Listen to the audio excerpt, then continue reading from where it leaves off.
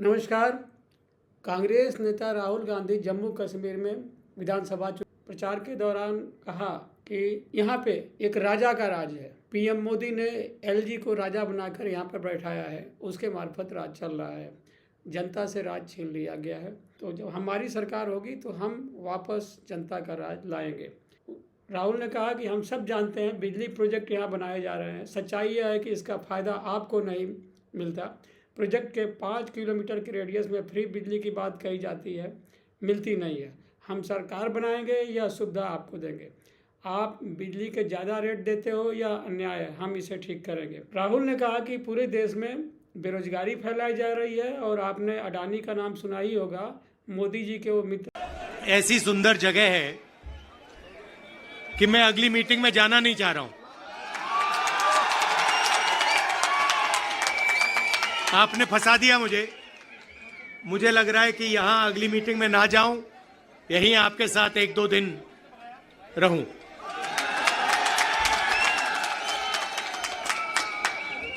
आप सबका यहां दिल से स्वागत करता हूं। आपसे मैं 2-3 चीजें कहना चाहता हूं।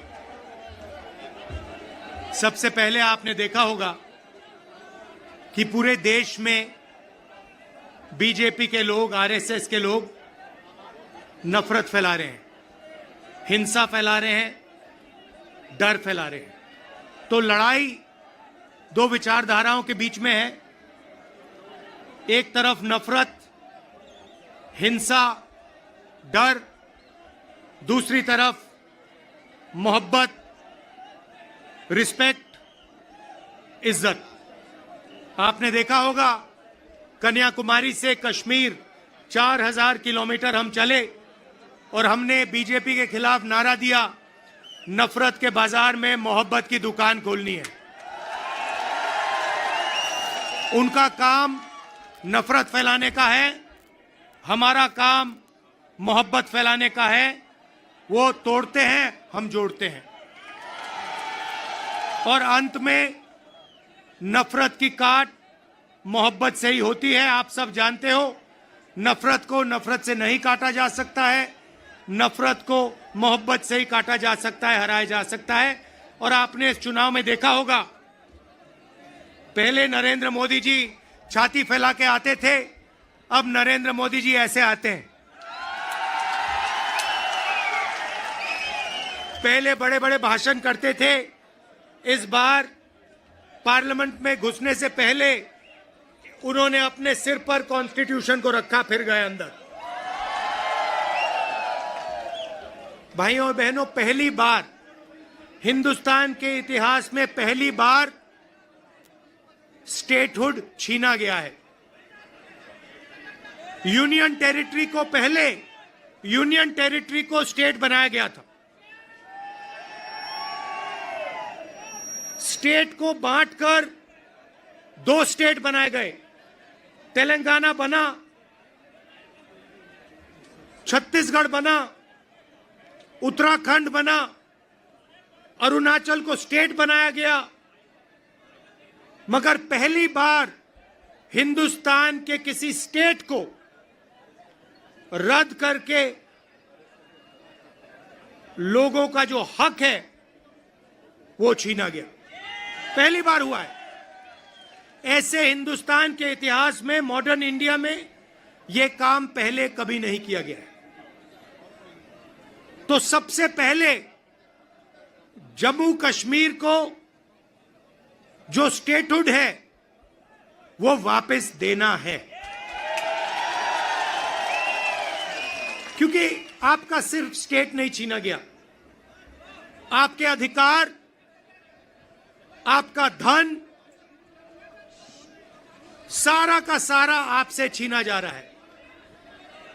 1947 में हमने राजाओं को हटाकर लोकतांत्रिक सरकार बनाई, हमने देश को कॉन्स्टिट्यूशन दिया। आज जम्मू कश्मीर में राजा बैठा हुआ है, उसका नाम एलजी है, मगर वो है राजा। और जो आपका धन है आपसे छीना जा रहा है, बाहर के लोगों को दिया जा रहा है। चाहे वो आपके कॉन्ट्रैक्ट्स हो,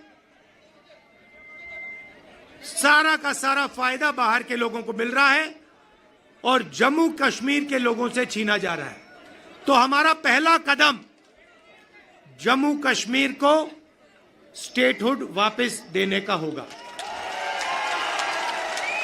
हम चाहते थे कि चुनाव से पहले आपको स्टेटहुड मिले और स्टेट बनने के बाद चुनाव हो। बीजेपी ये नहीं चाहती है और उन्होंने कहा है कि पहले चुनाव होगा और उसके बाद स्टेटहुड की बात होगी।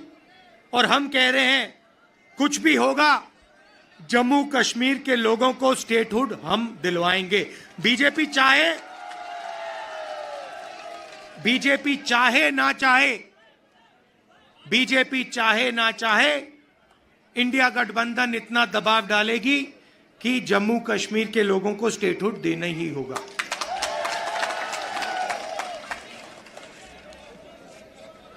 यहां पे हम सब जानते हैं कि बिजली के प्रोजेक्ट्स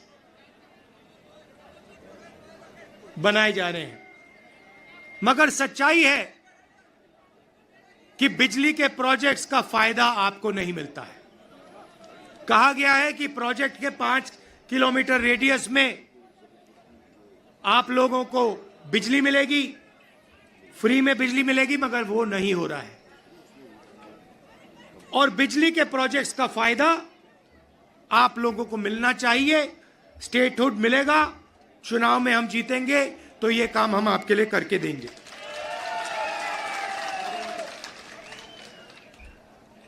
आप देश के लोगों को बिजली दे रहे हो और आपके जेब में से बिजली का पैसा लिया जा रहा है, छीना जा रहा है।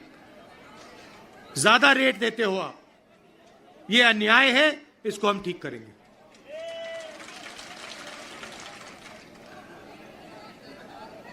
भाइयों और बहनों, पूरे देश में नरेंद्र मोदी जी ने बेरोजगारी फैलाई है। पता नहीं आपने अदानी जी का नाम सुना है? हाँ, मोदी जी के मित्र हैं। पार्लियामेंट में मुझे कहा, आप देखिए, पार्लियामेंट में मुझे कहा कि पार्लियामेंट में मैं अदानी और अंबानी का नाम नहीं ले सकता। तो मैंने कहा ठीक है, नाम नहीं ले सकता तो कुछ तो कहना पड़ेगा। तो A1 A2 नाम दिया मैंने उनको।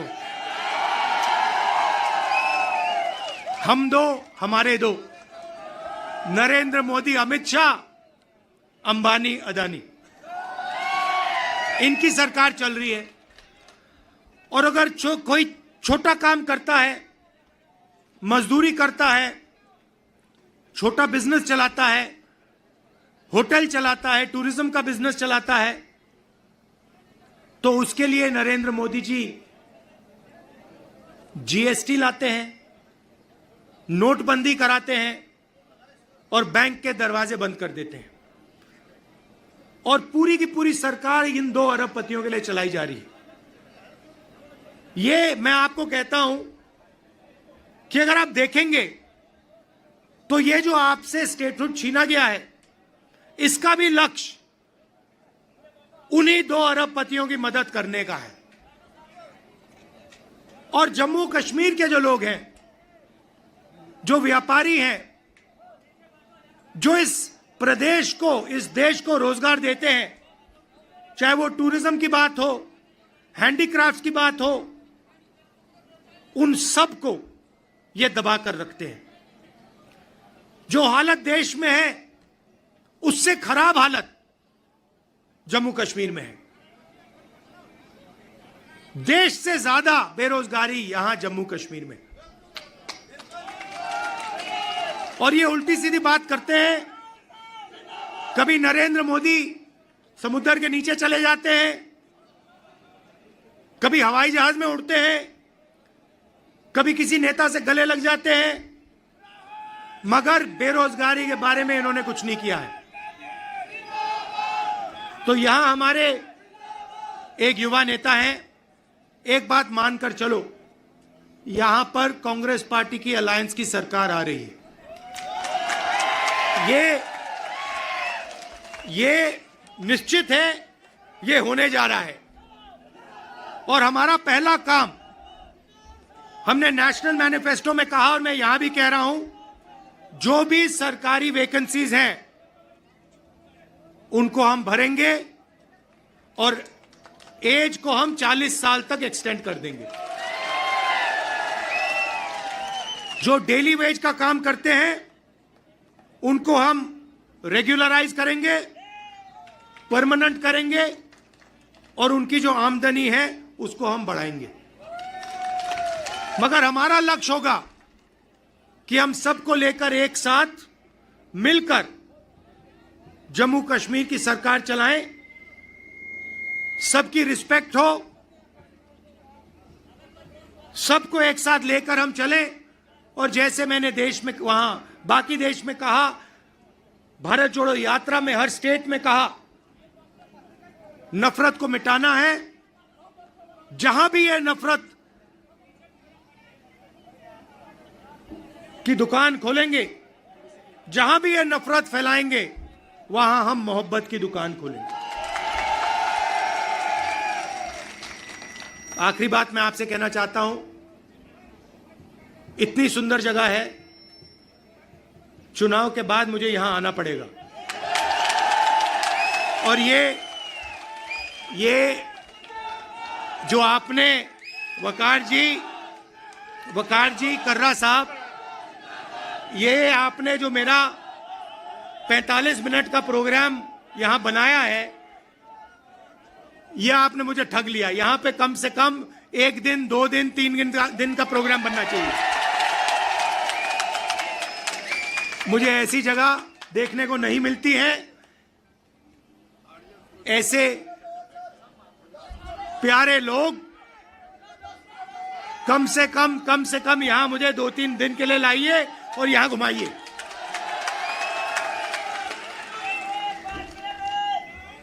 पांच मिनट, 10 मिनट, जितना चाहते हो, कोई प्रॉब्लम नहीं है।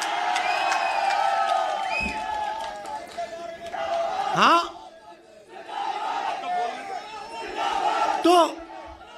तो आपने देखा होगा, पहले कहा कि नरेंद्र मोदी को, बीजेपी को कोई हरा नहीं सकता। नरेंद्र मोदी जी कहते हैं, भैया मेरी डायरेक्ट लाइन है, भगवान से मैं डायरेक्ट बात करता हूं। और वो भी देश की मीडिया को बोल रहे हैं। अगर कांग्रेस पार्टी का कोई आए मेरे पास, जैसे कर्रा साहब आए या वकार आए और कहें कि भैया मैं डायरेक्टली भगवान से बात करता हूं, मैं उन्हें कहूंगा, भैया ऐसे करो, आप ये बात बाहर मत गलती से बोल देना, नुकसान हो जाएगा, लोग पता नहीं क्या कहेंगे। मगर नहीं, देश का प्रधानमंत्री जा सकता है, कह सकता है, भैया मैं नॉन बायोलॉजिकल हूं, बाकी हिंदुस्तान बायोलॉजिकल है, बाकी हिंदुस्तान बायोलॉजिकली पैदा हुए, मैं नॉन बायोलॉजिकल हूं, मैं डायरेक्ट भगवान से बात करता हूं। और इस चुनाव में भगवान ने नरेंद्र मोदी को डायरेक्ट मैसेज दे दिया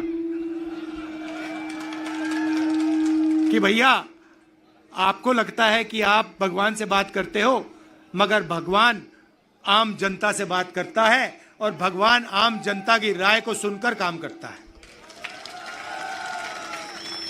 तो हमने नरेंद्र मोदी को साइकोलॉजिकली उड़ा दिया है।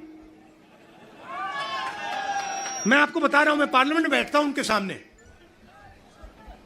पार्लियामेंट में बैठता हूं, पूरी कॉन्फिडेंस गायब हो गई उनकी।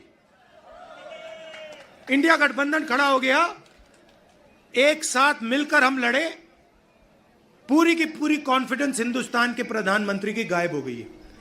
आप मुझे बताओ, आप देखो, उन्होंने पहले कहा कि जाति जनगणना नहीं होगा, हमने कहा जाति जनगणना होगा। अब आरएसएस के लोग कह रहे हैं भैया जाति जनगणना सही बात है। फिर वो उन्होंने कहा कि हम लैटरल एंट्री से बाहर के लोगों को सरकार में लाना चाहते हैं। हमने कहा ऐसे नहीं होगा। पार्लियामेंट में बात उठाई, थोड़ा सा दबाव डाला, बीजेपी के लोग कहते हैं नहीं भैया लैटरल एंट्री नहीं होगी। तो अब एक बात समझ लो, अब नरेंद्र मोदी हिंदुस्तान की जनता से डरते हैं और अब बस थोड़ा सा समय बचा है। नरेंद्र मोदी, बीजेपी, इनको हम सरकार से हटा देंगे।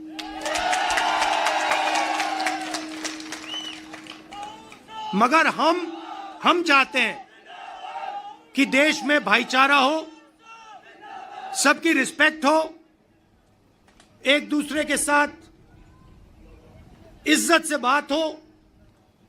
जो कमजोर लोग हैं, चाहे वो किसान हैं, मजदूर हैं, छोटा बिजनेस चलाने वाले लोग हैं, उनको लगे कि इस देश में हमारी भी भागीदारी है, बैंक के दरवाजे हमारे लिए खुले हैं, कर्जा माफ हमारा भी होता है और सिर्फ देश 2-3 लोगों के लिए नहीं चलता है। ये हम चाहते हैं और यही काम हम जम्मू कश्मीर में शुरू करेंगे। और कुछ ही समय में आप देख लेना, यहां पे ये आप वकार जी यहां पे चुनकर जाएंगे, आप जिताओगे इनको, हमारी सरकार बनेगी और ये आपके लिए पूरे दिल से दम लगाकर आपके लिए काम करेंगे। वकार जी, ये आप मुझे एक वायदा करो कि यहां पे आप मुझे 1-2 दिन के लिए लाओगे और यहाँ के लोगों से मतलब अच्छी तरह, जैसे ऐसे नहीं मगर अच्छी तरह मिलाओगे। गूल का एरिया बहुत खूबसूरत है। हाँ हाँ, गूल का एरिया, गूल और गूल के एरिया में मुझे वहां पे ले जाओगे। आप सबका दिल से बहुत बहुत धन्यवाद। आपने इतने प्यार से मेरा स्वागत किया। धन्यवाद, नमस्कार, जय हिंद, शुक्रिया। शुक्रिया।